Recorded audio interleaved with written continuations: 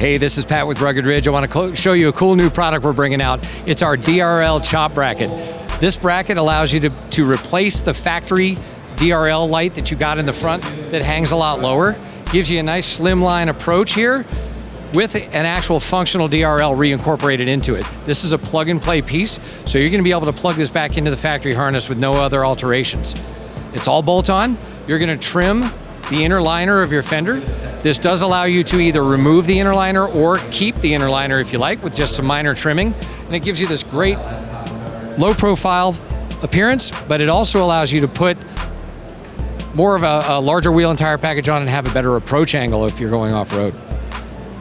If you like this video, make sure you check out the rest of our product showcase series, as well as our Hot or Not series and our daily SEMA highlights.